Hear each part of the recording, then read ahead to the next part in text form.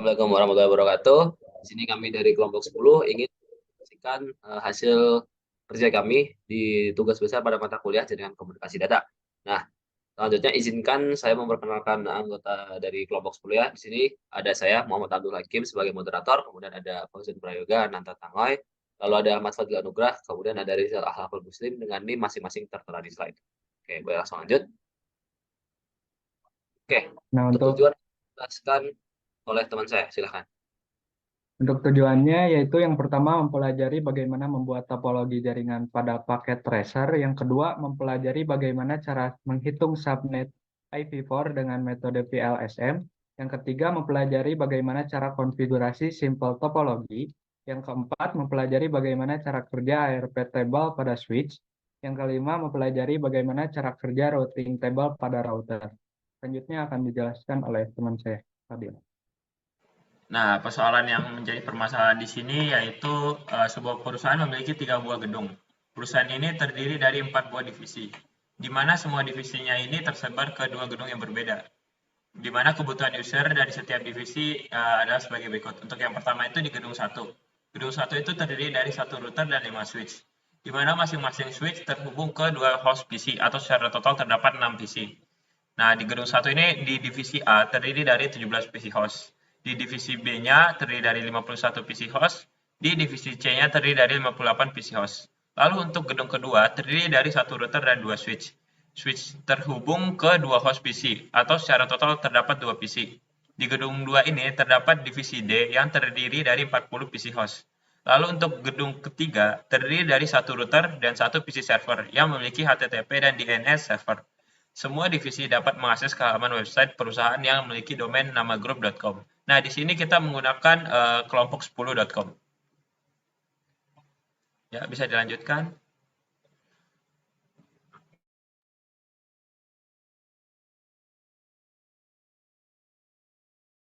Oke, terima kasih. Berikut adalah pembahasan.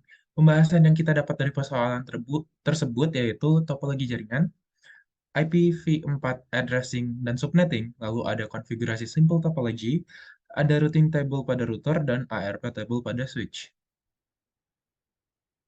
Next. Oke, berikut topologi yang telah dibuat. Topologi ini mengacu pada persoalan atau permasalahan yang sudah dijelaskan oleh Fadil sebelumnya, yang dimana pada gedung 1 ditempatkan 1 router dengan 5 switch yang terbagi di masing-masing divisi, di mana divisi A memiliki 1 switch dengan 2 buah PC, divisi B memiliki 2 switch dengan 4 buah PC, dan divisi C memiliki 2 switch dengan 4 buah PC. Untuk PC A sendiri memiliki network address 123.123.0.192 dengan prefix 27, yang dimana divisi A ini membutuhkan sebanyak 17 host, sehingga router yang eh, dipakai hanya 1 router, di mana asumsinya bahwa 1 router itu memiliki maksimal 32 host. Nah, sedangkan pada divisi B sendiri eh, dipasangkan 2 router, maaf, 2 switch, karena eh, dua s- karena membutuhkan sebanyak 51 host. Dan pada divisi C dipakai sebanyak 2 switch karena membutuhkan sebanyak 58 host. Sedangkan pada gedung 2 sendiri memiliki 1 router dan 2 switch, di mana masing-masing switch maksimal memiliki 32 host, yang dimana pada divisi D ini atau pada gedung 2 ini dibutuhkan sebanyak 40 host. Next. Oke, berikutnya ada addressing dan subnetting. Untuk addressing dan subnetting ini sendiri dipakai konsep VLSM, di mana dengan IP 123.123.0.0 dengan prefix yang digunakan adalah prefix 24, eh, untuk menentukan hostnya dapat dilihat terlebih dahulu host yang dibutuhkan oleh masing-masing divisi, yang dimana untuk menentukan host ini kita hanya perlu menghasilkan angka yang mendekati atau melebihi dari host yang dibutuhkan, di mana host yang dibutuhkan itu 2 pangkat N dikurangkan 2. Namun nilai yang didapat tuh tidak tidak boleh lebih dari host yang dibutuhkan. Menentukan nilai tersebut ini kita ambil contoh divisi C. Divisi C membutuhkan sebanyak 58 host, di mana eh, dicari dua pangkat berapa yang menghasilkan yang mendekati 58 itu adalah 64 atau 2 pangkat 6 yang kemudian dikurangi 2 untuk network address dan juga broadcast address sehingga alokasi atau host yang didapat itu sebanyak 62 host. Setelah itu untuk menentukan range host di mana kita hanya perlu menambahkan network address dengan jumlah host yang tadi didapatkan. Untuk network address divisi C sendiri adalah 123.123.0.0 dan untuk host yang didapat adalah 62 sehingga range IP akhir yang didapat yaitu 123.123.0.62. Nah, IP akhir yang digunakan sebagai range ini tinggal ditambahkan 1 untuk mendapatkan nilai broadcast address yang dimana pada divisi C ini yaitu 123.123.0.63. Nah, hal ini itu berlaku untuk semua address yang bakal dihitung baik dari divisi B, divisi D, divisi A, router gedung 1, router gedung 2, dan router gedung 3. Nah, kemudian untuk menentukan subnet mask atau di sini ada deck mask, kita hanya perlu mengurangi 256 dikurangi jumlah host di awal, di mana 256 ini merupakan batas jumlah host dari sebuah IP, di mana sebuah IP yang sudah mencapai 256 host akan terreset kembali ke angka 0. Pada divisi C sendiri, karena jumlah host awal yang kita dapat 64, lalu dikurangin 256 menghasilkan 192, sehingga desmas yang ada atau subnet mask yang didapat yaitu 255.255.192. Oke. Berikutnya akan dijelaskan oleh Berikutnya ini terkait dengan konfigurasi simply topology. Yang pertama itu kita disuruh untuk melakukan ping dari salah satu PC di divisi A ke PC di divisi B, ke PC divisi C, ke PC divisi D, dan juga ke server. Nah, bisa kita lihat di sini source-nya PC 0 itu terdapat di divisi A. Dengan destination-nya itu PC 5 itu di divisi B, PC 8 itu di divisi C, PC 13 itu PC di divisi D, dan server. Kita lihat statusnya semua successful terkirim. Lalu yang kedua itu kita melakukan ping dari salah satu PC di divisi B ke PC di divisi A, ke PC di divisi C, ke PC di divisi D, dan juga ke server. Sama seperti sebelumnya, source di sini PC 5 itu terdapat di PC divisi B. Nah, destination ini terdapat PC 1 itu dari PC divisi A, PC 11 itu dari PC divisi D, PC 7 ini PC dari divisi C, dan juga ke server. Di sini kita melihat sama dengan sebelumnya, statusnya semua successful terkirim. Lalu untuk selanjutnya, yang ketiga ini kita melakukan ping dari salah satu PC di divisi C. Sama seperti sebelumnya, kita mengirimkan juga ke PC di divisi A, B, D, dan juga ke server.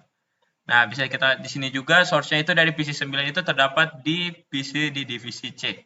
Dengan destination-nya itu tujuannya itu dari PC 0 itu ada di divisi A, PC 3 itu ada di divisi B, dan PC 11 itu ada di divisi D dan juga ke server. Kita lihat semua statusnya successful terkirim, dan yang terakhir ini kita melakukan ping dari salah satu PC dari divisi D ke PC divisi A, B, C, dan juga ke server. Kita lihat semua statusnya successful terkirim, di mana source-nya ini PC 10 itu terdapat di divisi D, dan juga destination atau tujuannya itu PC 0 itu ada di divisi A, PC 5 ada di divisi B, PC 9 ada di divisi C, dan juga ke server. Untuk selanjutnya, bisa di next.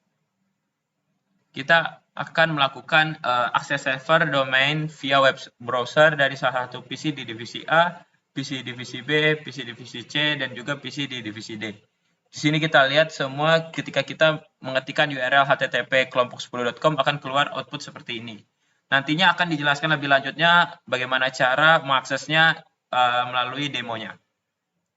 Bisa dilanjutkan.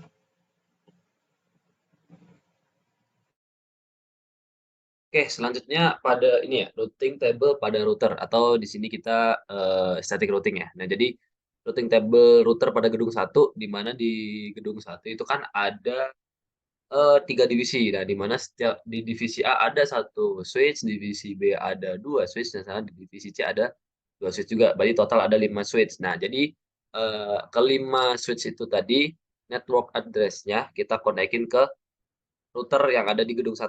Nah, begitu juga yang di routing table router gedung 2. Static routing-nya konfigurasinya juga demikian, di mana di gedung 2 terdapat satu divisi, yaitu divisi D, dengan jumlah switch 2. Jadi keduanya bakal dikonekin ke pada gedung kedua, router ke gedung kedua. Sekarang boleh langsung ke next aja ke gedung 3. Nah, yang di sini juga sama. Di gedung 3 kita juga menghubungkan tiap network address masing-masing switch yang nantinya juga akan dihubungkan ke router yang menghubungkan antara server ke router yang lain. Seperti itu. Boleh langsung next slide. Nah, selanjutnya di sini ada RP table 3 buah switch gedung 1 yang dilakukannya itu setelah semua activity ping dilakukan. Sebelum itu, ARP table itu adalah mengubah IP menjadi MAC address. Nah, di sebelah kiri, di sini ada tabel MAC address dari divisi A. Untuk di belah tengah, di tengah, itu ada tabel di divisi B, dan sebelah kanan itu tabel MAC address dari divisi C. Selanjutnya, ini merupakan tabel MAC address dari divisi D di gedung 2. Setelah dilakukan. Setelah semua activity ping dilakukan. Selanjutnya akan dilanjutkan dengan demo dengan persoalan yang ada. Ini demo activity-nya yang pertama yaitu demo connectivity ping ke masing-masing gateway, ping antar gedung, dan ping ke web server yang akan dijelaskan oleh teman saya yaitu Fauzan. Oke, untuk connectivity ping ini, di mana dilakukan terlebih dahulu ping antar PC dalam satu divisi dapat dilakukan dengan memilih PC mana yang akan menjadi pengirim dan PC mana yang akan menjadi penerima. Oke, boleh eh, kita mulai di PC 0 dan PC penerimanya yaitu PC 1. Oke. Di sini bisa dilihat di tabel real time-nya bahwa ping yang dilakukan itu successful. Nah, untuk ping antar divisi dilakukan dengan cara yang sama, di mana kita memilih PC mana yang akan menjadi pengirim di divisi 1 dan PC mana yang akan menjadi penerima di divisi 2. Gitu. Jadi, coba untuk pengirim kita di divisi A itu ada PC 0 dan penerimanya kita di divisi B yang PC 2. Oke. Ping yang dilakukan juga dapat dilihat di tabel real time bahwa uh, ping yang dilakukan successful. Untuk ping antar gedung sendiri, kita dapat memilih di antara 3 divisi di gedung 1, baik itu divisi A, divisi B, atau divisi C sebagai penerima atau pengirim. Nah, dan untuk di gedung 2, kita dapat memilih satu PC sebagai penerima atau pengirim. Untuk di gedung 1 kita pakai PC 0, dan di gedung 2 kita pakai PC 6. Oke. Di sini bisa dilihat di tabel real time bahwa em, ping yang dilakukan itu successful. Nah, selain itu proses ping ini dapat dilakukan secara command prompt, di mana kita masuk ke pilihan, coba kita masuk ke PC 0. Nah, pada command prompt ini, oke, PC 0. Nah, kita masuk ke command prompt. Nah, pada command prompt ini kita bisa menuliskan IP yang dituju, misalkan 123.123.0.66. Oke, bisa. Oke. Nah, untuk melihat suksesnya ini dapat dilihat di bagian reply, di mana di sini loss yang ada tuh 0% loss. Tuh, sehingga eh, ping yang dilakukan successful. Nah, oke, bisa di close dulu. Nah, untuk ping ke web server ini dapat dilakukan dengan mengambil sembarang PC. Coba kita ke PC 0 aja. Oke. Nah, lalu kita masuk ke IP website ke web browser. Maaf, ke command prompt. Ke command prompt. Nah, lalu kita masukkan IP web servernya, di mana boleh ditulis.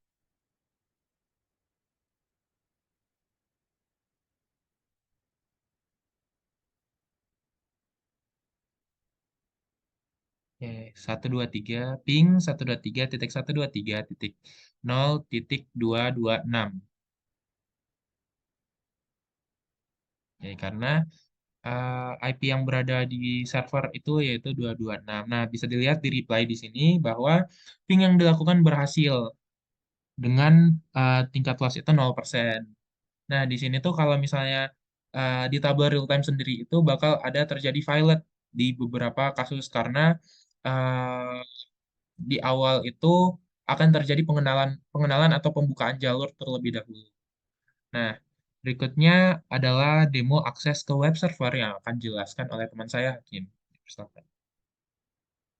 Oke, selanjutnya tentang demo akses ke web server. Nah, sebenarnya ini kalau mau ngedemoin kita harus masukin ngekonfigurasi servernya ya di HTTP-nya di servernya. Coba ke servernya dulu. Klik aja ke web browser. Bukan, ke bentar aku lupa. Ke config. Oke, ulang. Ke config. Oke, untuk demo akses ke web server, di sini kita masuk ke servernya, kita settingnya di bagian service ya. Di bagian service, kita buka di HTTP ya, coba. Itu udah ya. Ke config dulu berarti, ke config dulu. Config. Nah, di sini kita inputin ini yang default untuk gateway DNS IPv4-nya kita pilih yang static karena dari awal kita milihnya yang static routing ya. Nah, kemudian itu default gateway-nya, kemudian kita pilihnya IPv4 juga ya, karena kan yang dipakai juga IPv4 bukan IP version 6. Jadi di default gateway kita masukin eh, IP yang udah ada di tabel VLSM kita kemarin ya, di mana di sini 123.123.0.225 dengan DNS servernya di 226. Nah, oke. Karena di sini di server udah di set ke 226, kemudian nantinya coba disilang aja.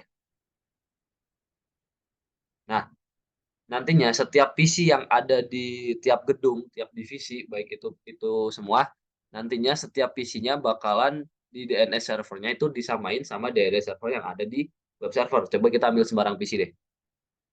Nah, ini coba lihat ke IP configuration. Nah, di situ DNS servernya kita samain ke yang server. Coba kita random lagi satu di gedung 2 coba.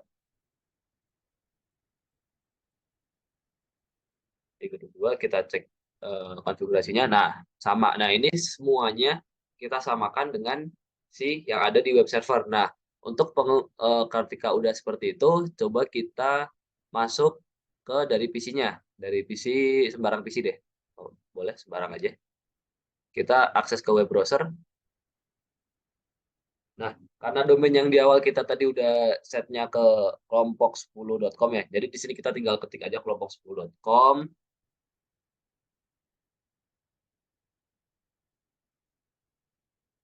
Oke, nah di sini sebenarnya dari tampilan web yang di sini sama yang di SSN-nya waktu di PPT ada sedikit perbedaan karena perbedaan versi dari Cisco. Nah, kemarin yang ini kebetulan kita pakai Cisco yang versi kedua, yang sebelumnya tuh versi apa ya beda versi gitu aja deh. Nah, jadi ini tampilannya seperti ini. Nah, sebenarnya dari tampilan seperti itu kita bisa ubah juga di main-mainin. Nah, cara ngeubahnya gimana? Kita silang aja dulu close. Kita ke server, terus kita ke service, terus ke yang kalau dilihat di situ ada file manager yang nomor 5. Nah, itu ada index.html, kita klik yang edit. Nah, di sini kita bisa tulis segini apa yang kita mau, misal kita mau menambahkan itu, coba di kopas aja yang paling bawah terus enter. Nah, pas enter Ctrl V. Nah, ini diganti misalnya apa halo gitu, selamat pagi, selamat siang gitu misalkan, halo selamat siang gitu. Nah, kalau udah, terus kita save. Nah, itu yes aja. Boleh silang aja. Nah, lalu kita masuk ke sembarang PC lagi. Coba ke PC yang lain deh. PC yang lain. Biar ngebuktiin kalau semua PC itu bisa. Ke PC yang lain coba. PC yang lainnya. PC yang lain aja. Nah, coba ke PC4 atau ke PC berapapun, terserah, sama aja. Nah, kita ke web browser, kita ketik lagi kelompok10.com,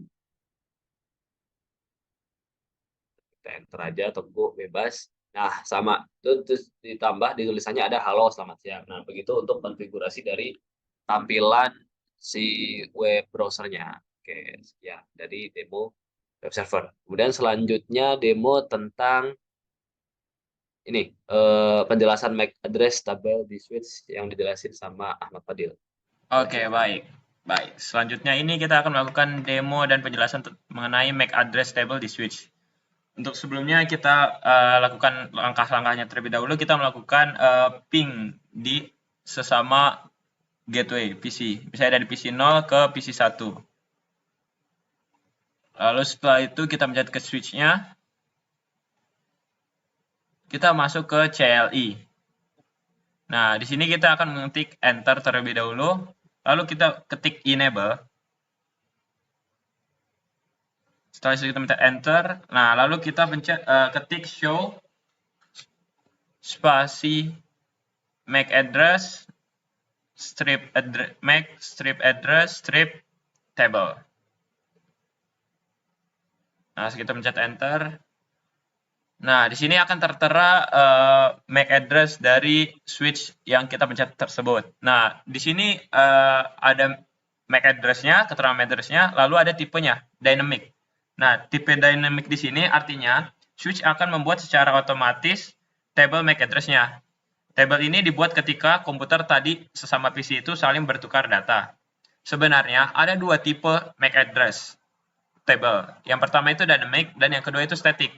Nah, untuk yang static itu perbedaannya, kita sebagai engineer itu memasukkan secara otomatis MAC address serta IP address dari setiap hostnya atau PC-nya. Dan kelebihannya kalau statis itu, jika kita buat static setiap host atau PC tidak akan bisa saling tukar port. Nah, jika port ditukar, maka PC tidak akan terkoneksi ke switch. Nah, tadi kan kita mengenai MAC address table. Nah, apa sih MAC address itu? MAC address itu berfungsi untuk mengidentifikasi perangkat keras alfanumerik untuk perangkat yang terhubung ke internet. Dengan kata lain, fungsinya MAC address itu untuk mengetahui identitas perangkat yang sedang kita gunakan. Nah, untuk yang selanjutnya itu akan kita lakukan demo dan penjelasan routing table di router yang akan dijelaskan oleh Rizal. Silakan, Rizal. Baik, di sini akan mendemokan penjelasan routing table di router.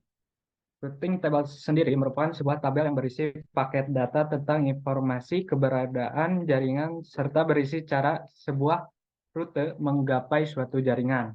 Nah, yang dimana kalau kita di sini contohnya kan router satu itu, gedung satu itu mewakili divisi A, divisi B, divisi C.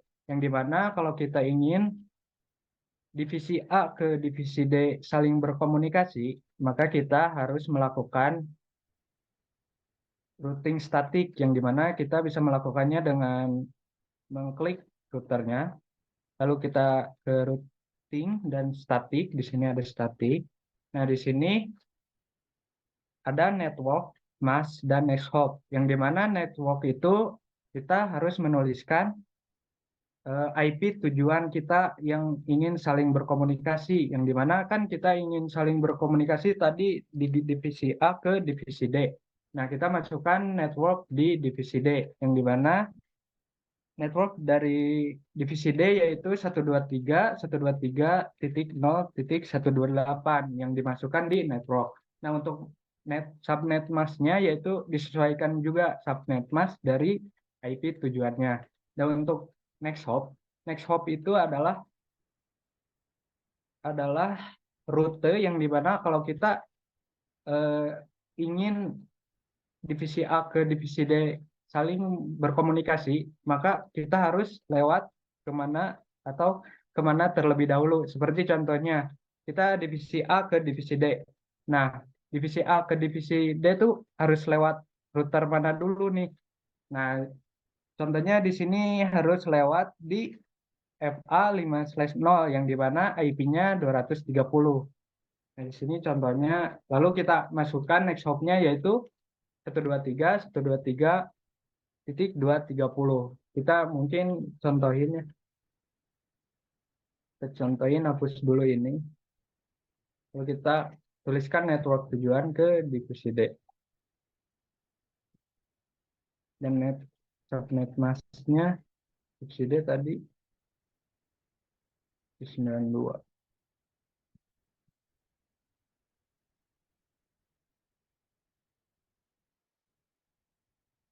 192. Next hop-nya tadi 230 yang ini. 230. Nah, lalu kita add. Nah, terus nanti tampilannya seperti ini.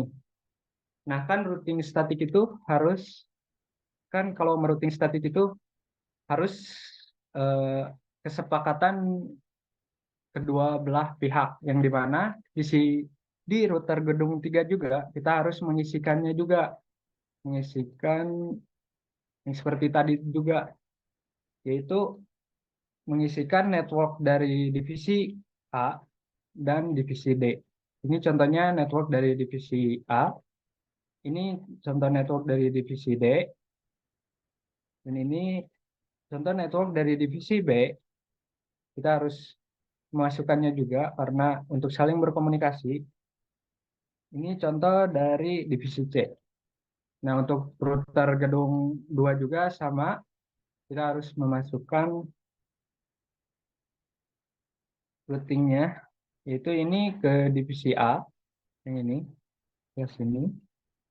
Ini divisi B, divisi C, yang ini, dan divisi server juga, jangan lupa. Karena kita harus saling berkomunikasi juga kan, yang tadi server juga. Mungkin itu penjelasan dari routing table di router. Oke, sekian pemaparan tugas ya dari kelompok 10 buat memenuhi tugas besar dari mata kuliah Jaringan Komunikasi Data. Saya selaku moderator mewakili kelompok untuk terima kasih atas perhatiannya dan meminta maaf apabila ada tutur kata yang kurang berkenan di hati yang mendengarkan. Oke, akhirul kalam, wassalamualaikum warahmatullahi wabarakatuh.